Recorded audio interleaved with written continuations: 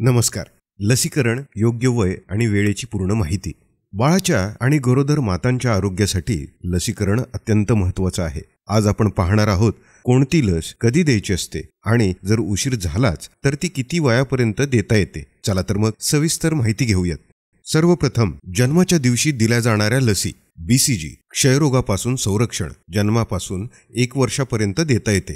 Oral polio म्हणजेच OPVO जी पोलिओपासून संरक्षण करते. ही लस जन्मापासून 15 दिवसांपर्यंत देऊ शकतो. हेपॅटायटिस B म्हणजेच Hep B लिव्हरच्या आजारांपासून बचाव करते.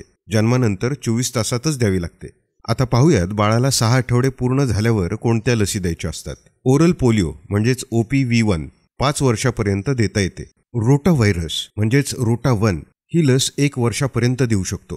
पेंटाव्हॅलंट म्हणजेच पेंटा 1 1 वर्षापर्यंत देऊ शकतो. इंजेक्टेबल पोलिओ FIPV1 1 वर्षापर्यंत देऊ शकतो. PCV1 ही 1 वर्षापर्यंत देऊ शकतो. आता बाळ 10 आठवड्यांचे पूर्ण झाल्यावरती कोणत्या लसी द्यायच्या ते पाहूयात.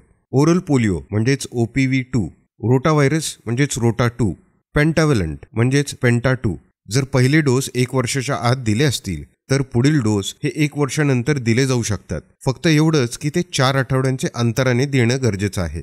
आता पाहूयात बाळ 14 आठवड्यांचं पूर्ण झाल्यानंतर कोणत्या लसी देऊ शकतो.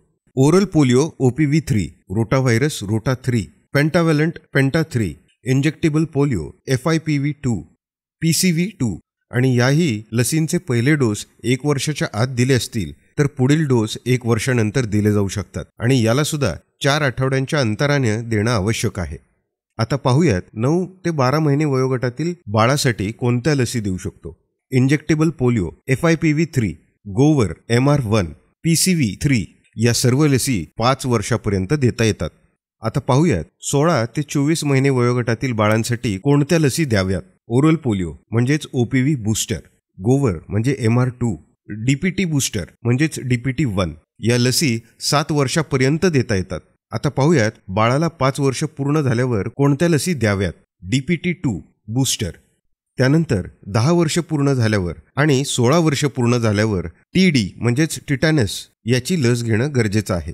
आता पाहूयात गरोदर मातांसाठी. TD1 गर्भधारणेच्या सुरुवातीस, TD2 पहिल्या डोसपासून 4 आठवड्यांनी. पूर्वी लस घेतली असल्यास फक्त बूस्टर डोस आवश्यक असतो. लक्षात ठेवा, लसीकरण म्हणजे आपल्या मुलांच्या निरोगी भविष्यासाठी एक महत्त्वाचं पाऊल. वेळेत लस देणं म्हणजे अनेक आजारांपासून सुरक्षितता. चला आपण सर्वजण मिळून लसीकरण पूर्ण करूया आणि आपल्या मुलांचे आरोग्य बळकट करूया. हा व्हिडिओ कसा वाटला कमेंट सेक्शनमध्ये नक्की सांगा. चॅनलला सबस्क्राईब केलं नसेल तर नक्की सबस्क्राईब करा. धन्यवाद.